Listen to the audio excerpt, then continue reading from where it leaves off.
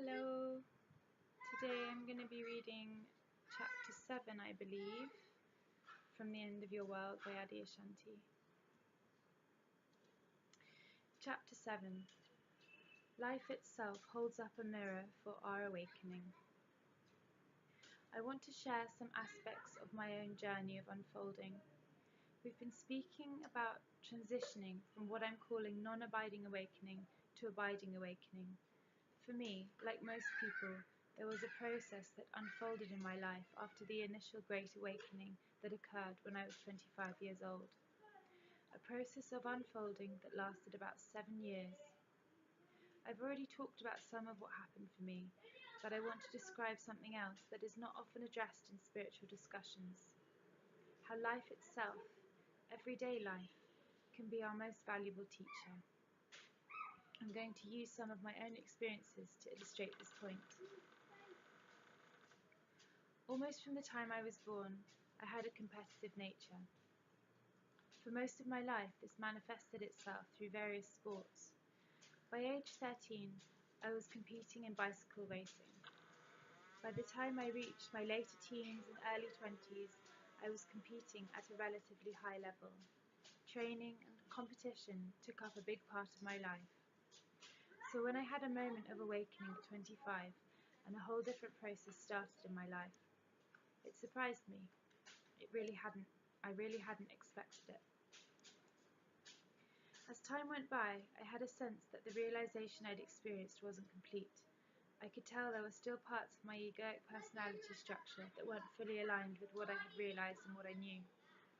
I tried to address this through my spiritual practice, which at the time was primarily meditation and self-inquiry through writing.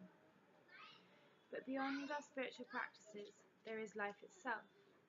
Sometime within a year of this awakening, I came down with a series of illnesses that really flattened me. It was physically difficult, but it was also difficult for what remained of my egoic structure. A big part of my identity in the previous 15 years had been built around being an athlete and being physically fit, more physically fit than 99% of the people I knew. As is our tendency, I had formed a real sense of self around being a physically dominant person. By dominant, I don't mean I was necessarily big. I'm not. I'm relatively short, lightly built person, but a competitive cyclist. I did not have to be large to be dominant. It was about being more physically fit than one's peers, and I had a tremendous amount of identity built around this kind of dominance. During these illnesses, that identity was being wiped out. It's hard to have an identity as an athlete, certainly as a dominant athlete, when you're withering away in bed. In the early stages of being ill, every time I would start to feel just a little bit better, I would find myself out on a bike ride. This, of course, put my body back into overwhelm, and I would find myself ill again. For months, I went back and forth between being ill and trying to be fit again, making myself more and more sick in the process. Finally, I made myself so sick that I was in bed for about 6 months. At the end of the 6-month period, I had a great realization. It wasn't the same as enlightenment or awakening, but it was an important realization nonetheless. I realized that I was no longer an athlete. I no longer met the criteria to consider myself an athlete. I was not physically strong, I didn't have a great endurance, and I was no longer a great competitor. The persona of the athlete no longer belonged to me. As I started to feel better, I had an incredible sense of relief and lightness, because I didn't have to be that physically dominant person anymore. Of course, the glimpse of awakening I'd had at 25 had already shown me I wasn't actually that person. But as it often is the case after enlightenment experiences, the ego structure hadn't given up quite that easily. So once I was well again, I started to see my illness as a true gift, a form of grace. It literally reduced me to something as weak as a puppy, and in the process offered me relief from that egoic mandate to be an athlete. It was the relief of being literally nobody. It had given me an even more visceral sense of what I had realized at 25, that I was nobody, that I was unborn, undying, and uncreated. It was wonderful to feel this, to be nobody and nothing, on such a deeply human level. I would love to be able to report that the dissolving away and crushing of the egoic sense of self was final at that point, but as I began to feel better, I started exercising again. I had always had a love of physical exercise. I have a body that loves to be worked, and I find a lot of joy in physical activity. It was a great joy to ride my bike again, through the forest, through the mountains, around where I lived. It was even more enjoyable than it had been before, because there was the joy of the activity itself, combined with the fact that I didn't have to be competitive anymore. I didn't have to be physically dominant. I could simply ride. But as the time passed, I noticed that I was no longer just going for rides and enjoying myself. I had begun to shift subtly into a training regime, as if I were a competitive cyclist again. I wasn't a competitive cyclist anymore. I had retired a few years back. Still, I found myself training as if I was preparing for competition. I was conscious of the process as it was happening. I would actually say to myself, I know that the only reason I'm training is so I can put my egoic personality structure back together. I was conscious of what was happening, but not conscious enough to let it go. I was not yet ready to give up reconstructing myself. As a result, I found myself training as if I were going to the Olympics, and a year later I was sick again, back in bed for another 6 months, with another crushing illness. Again, the whole identity around being physically dominant was squeezed out of my system, and once again I felt the amazing relief of not having to be somebody, but having to see myself in a particular light. After the second illness, I never again craved the resurrection of that old persona, the physically dominant person I had been. I still felt the joy in exercising, in using my body, but the second illness eradicated the egoic tendency to find an identity around a body-centered image. This was a great relief and a great joy. It would be wonderful to say that I could have accomplished this through my spiritual practices, or through inquiry, or through meditation, but in my case, which I think is similar for many people, the greatest solvent for the ego is found within our lives, the fabric of existence, the gift of what's actually happening in our everyday experience. I find that this is often overlooked with the context of spirituality. Many of us are using our spirituality as a way to avoid life, to avoid seeing things we really need to see, to avoid being confronted with our own misunderstandings and illusions. It is very important to know that life itself is often our greatest teacher. Life is full of grace. Sometimes it's wonderful grace, beautiful grace, moments of bliss and happiness and joy, and sometimes it's fierce grace, like illness, losing a job, losing someone we love, or a divorce. Some people make the greatest leaps in their consciousness when addiction has them on their knees, for example, and they find themselves reaching out for a different way of being. Life itself has a tremendous capacity to show us truth, to wake us up, and yet many of us avoid this thing called life, even as it is attempting to wake us up. The divine itself is life in motion. The divine is using the situations of our lives to accomplish its own awakening, and many times it takes difficult situations to wake us up. The irony is that most human beings spend their lives avoiding painful situations. Not that we are successful, but that we are always trying to avoid pain. We have an unconscious belief that our greatest growth in consciousness and awareness comes through beautiful moments. We may indeed make great leaps in consciousness through beautiful moments, but I'd say that the most people make their greatest leaps in consciousness in difficult times. This is something a lot of people don't want to acknowledge, that our greatest difficulties, suffering and pain are a form of fierce grace. They are potent and important components of our awakening, if we're ready for them. If we're ready to turn and face them, we can see and receive the gifts that they have to offer, even if the gifts sometimes feel like they are being forced upon us. Whether the circumstance is illness, the death of a loved one, divorce, addiction, problems at work, it's important to face our life situations in order to see the inherent gifts that are available. In my case, it would be nice to be able to say that after 2 illnesses I experienced, my egoic structure had been completely dissolved. that it wasn't trying to put itself back together, and that I was existing in the clear light of being at all times and all situations. Unfortunately, my karma is apparently not quite that pure. There was much more to come, in fact, more than I could ever have imagined. After I had my first awakening, one of my teachers said something to me that at the time seemed very odd. I could tell that my teacher was happy about what had occurred, and that she recognized something significant had happened to me. Yet in the same meeting she told me certain things to watch out for. She basically said, "Here are ways you can throw away what you have realized, that you can avoid the truth that you have realized. This is how you might put yourself back to sleep." When I tell this story, people always ask, what were those ways? What exactly did your teacher tell you? But my sense of it is that my teacher was telling me ways that were particular to me. They're not necessarily universal. The funny thing was that my teacher told me about 4 or 5 specific things to watch out for, and it was only many years later that I realized that every single thing she had warned me about had happened. I had done every single one of those things she told me to watch out for. And of course, I lived through all of them. It wasn't that it was wrong to do those things. In fact, it was by living through them that I saw how necessary it was for me to experience those mistakes. One of the most powerful warnings my teacher gave me at the time sounded quite odd.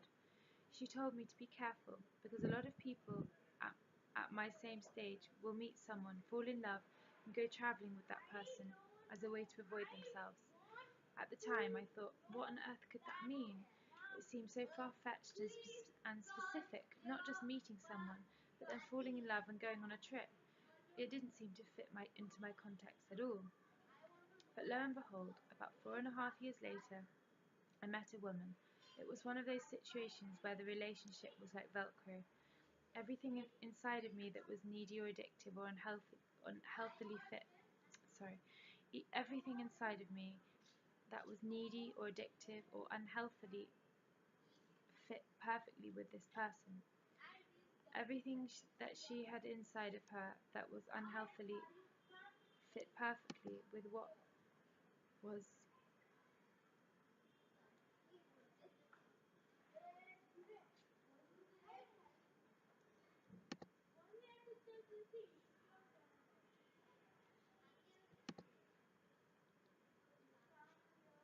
everything that she had inside of her that was unhealthily fit perfectly with what was unhealthy in me.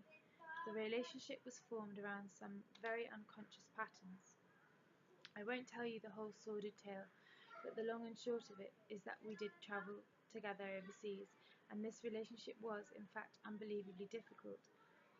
It pushed every single button I had. It pushed me in a way that I had never believed I could be pushed, and I suffered in ways that I could not have imagined. The relationship was a dysfunctional disaster, and I had become an emotional wreck by going through it. At some point I realized the situation was insane. What am I doing? I thought. How did I get myself here? And how am I going to get myself out of this? At that point I started to realize something important, that once again I had gotten myself into a situation by not being truthful with myself. I had let myself be pulled by desire and attachment, and had not been honest about what was happening. I realized that the only way to get out of it was to start being radically and deeply truthful with myself, to start taking total responsibility for where I had ended up. I saw that the only way I could actually do that was to let go of every image I had of myself. Because each image I had of myself, whether it was a good person or a helpful person or a nice person or an awake person or a wise person or a stupid person, every image I had was a part of what had unconsciously driven me into this situation. The only way to get out of the relationship was to start to let go of everything that had gotten me into it in the first place. What had gotten me in were all the various ways I was still perceiving myself from an egoic level. The only way out of it was to let go of the person I wanted to be. Wow. The only way out of it was to let go of the person I wanted to be. As I said, I won't bore you with the details, but through this process there was a deeper, more extraordinary disillusion of the egoic self than I had previously experienced. It wasn't dissolving like when you sit in meditation and your sense of self dissolves into a wonderful state of presence. It was more like someone was ripping layers off me, one by one. It was very unceremonious. It wasn't nice, it wasn't kind, and it wasn't easy. It was existence shoving a mirror in front of my face and literally holding me there so I could not look away for even a second. This was undoubtedly the most difficult period of my whole life. Through this process, though, I finally found the willingness to let go of everything I thought I was. I was able to let go of every sense of self that could ever arise, whether it was a wonderful sense of self or a terrible sense of self, a helpful sense of self or an unhelpful sense of self. By finally allowing the experience to wake me up, to sober me up, I was able to let go. The relationship and its breakup was an emotional bottoming out. It felt like I had been squeezed like a rag. All sense of self had been squeezed out of me. But through the experience, I also started to sense that something amazing was happening. I started to feel the sense of freedom that comes when karmic conditioning is squeezed out of your system. With the awakening that I had at 25, I realized that I was not my body and mind and personality. I realized that it was all a dream. But what I did not realize is that even though you know it is a dream, you still have to deal with it. If the body and the mind and the personality are still divided, if there are still conflicts in your system that are unmet,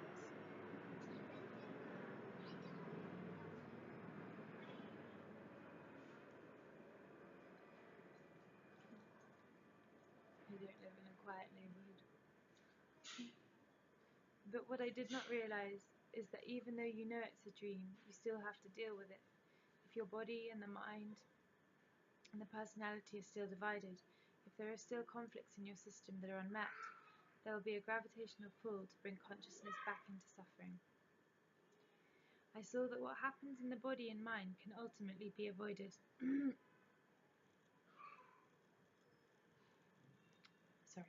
I saw that what happens in the body and mind can't ultimately be avoided. Everything has to deal with everything. Everything has to be seen through.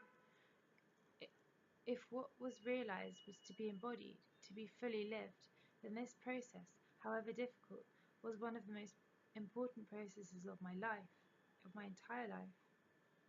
It was like coming through those periods of illness I described.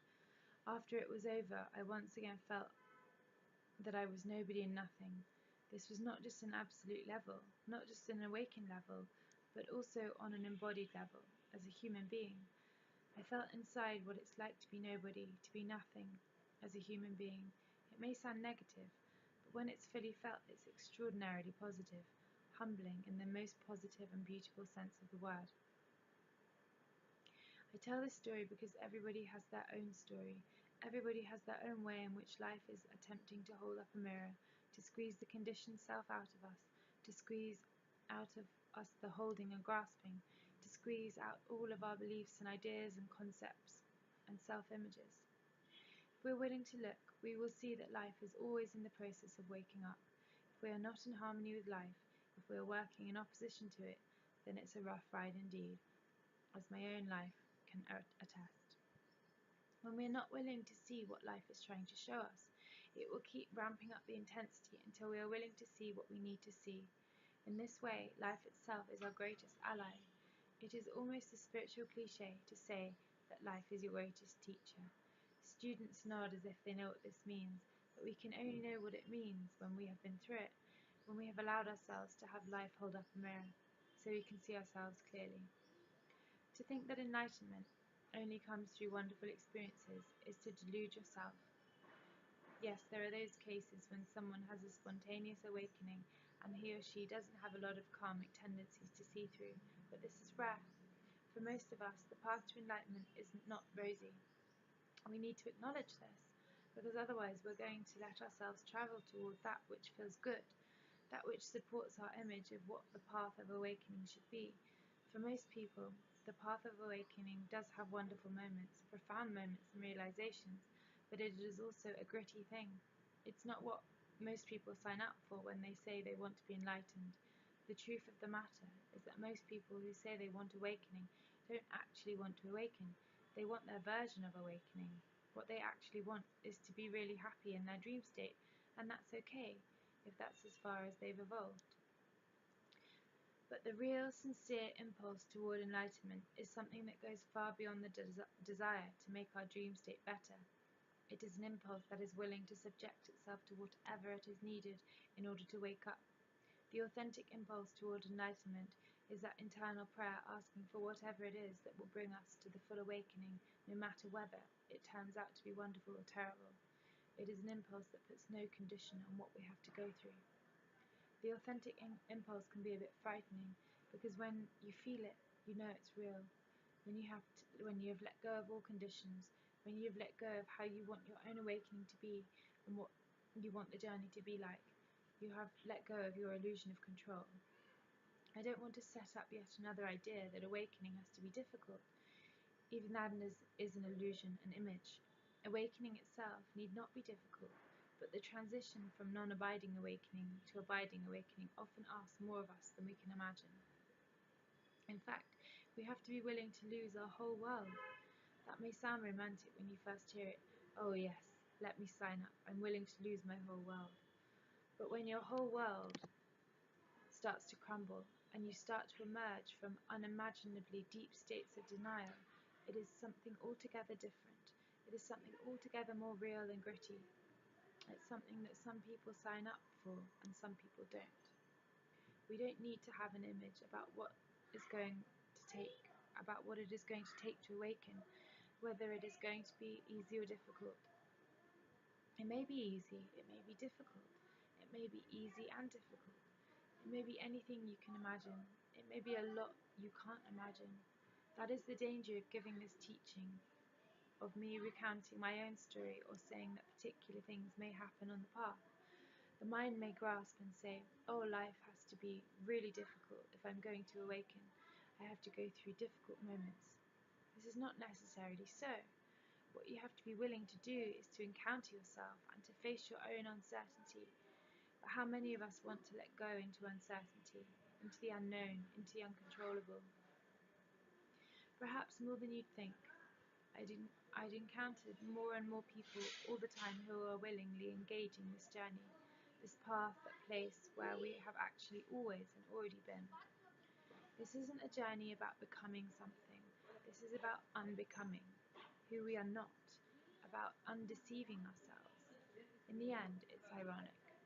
We don't end up anywhere other than where we have always been, except that we perceive where we have always been completely differently. We realize that the heaven everyone is seeking is where we have always been. It's one thing to say that everything is already heaven, that everybody is already awake, that everybody is already spirit. It's true, but as one wise Zen master said long ago, a fat lot of good that does you if you don't know it. Once again, what is required is a certain sense of honesty. Everything is already inherently complete, already fully spirit. We are already as much as we will ever be. But the question is, do we know it? Have we realized it? If we have not, what is it that is causing us to perceive otherwise? And if we have realized it, are we living it? Is it becoming actualized? Is it functioning in our lives? And so one of the most important steps is to come into agreement with your life so that you're not turning away from yourself in any way. And the amazing thing is that when we are no longer turning away from ourselves, we find a great amount of energy, like a great capacity for clarity and wisdom, and we start to see everything we need to see.